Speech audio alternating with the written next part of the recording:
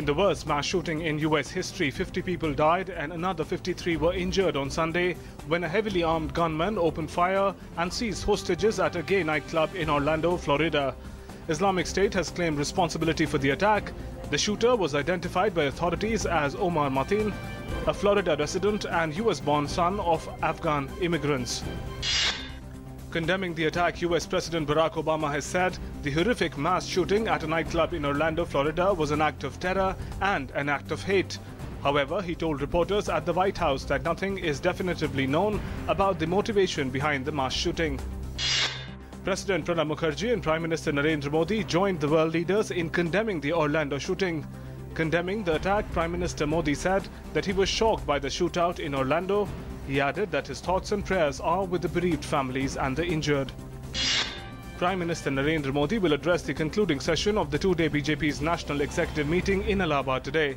In an economic resolution passed at its National Executive Meeting in Allahabad, BJP said India, under the exceptional leadership of Prime Minister Narendra Modi, has emerged as the fastest-growing economy.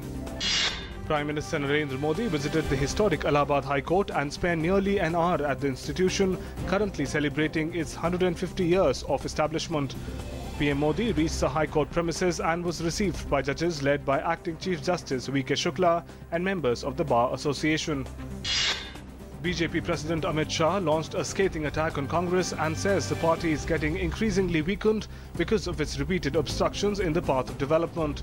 While addressing the BJP conclave in Allahabad, Shah said that Prime Minister Narendra Modi has given decisive leadership to the NDA government in the last 2 years.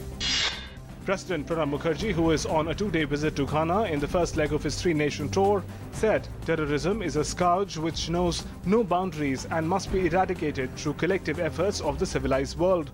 In his address at the banquet hosted by Ghanaian President John Dramani Mahama, the president expressed solidarity with Ghana, which is confronting this challenge. Political parties have initiated action against their MLAs following cross-voting in recent Rajya Sabha elections. Janata Dal Secular has suspended 8 of its MLAs from the party. The rebel MLAs had voted for the Congress candidate in Rajya Sabha polls, while BJP has issued show-cause notice to its MLA Vijay Bahadur Yadav for supporting Samajwadi Party in Uttar Pradesh. The censor board has cleared the controversial Bollywood film Urta Punjab with 13 cuts under the A category. The censor board chairman Pahlaj Nehlani said 9 members of the Central Board of Film Certification watched the film and unanimously cleared it after the proposed 13 cuts. At least 3 policemen were injured in a terrorist attack in Kazigund area of South Kashmir's Kulgam district on Sunday.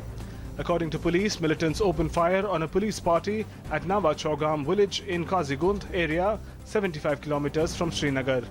Security forces have cordoned off the area and launched an operation to track down the assailants. Bangladesh's Prime Minister Sheikh Hasina has vowed to bring an end to wave of targeted killing of minorities and secular citizens in the country.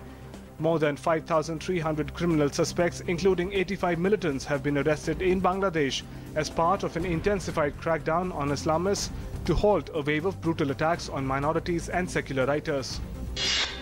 In Lebanon, a powerful bomb exploded in Beirut on Sunday, destroying several cars and severely damaging one of Lebanon's biggest banks, but causing no casualties. The Lebanese banking sector has been at the center of an escalating crisis since the United States passed a law targeting the finances of Hezbollah. There were no immediate claims of responsibility. India will aim to continue their impressive performance in the Hockey Champions Trophy when they face an under-pressure Belgium side at the Lee Valley Hockey Centre in London today. India are second in the pool stage following a 3-3 draw against defending champions Germany and a 2-1 win over Britain. In the second ODI, India will take on Zimbabwe at Harare today. Indian team recorded a resounding 9-wicket victory over Zimbabwe in the first ODI of the 3-match series on June 11.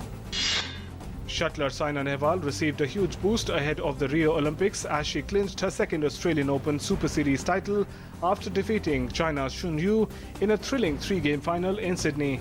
Prime Minister Narendra Modi and Minister of State for Information and Broadcasting congratulated Saina Nehwal for her win.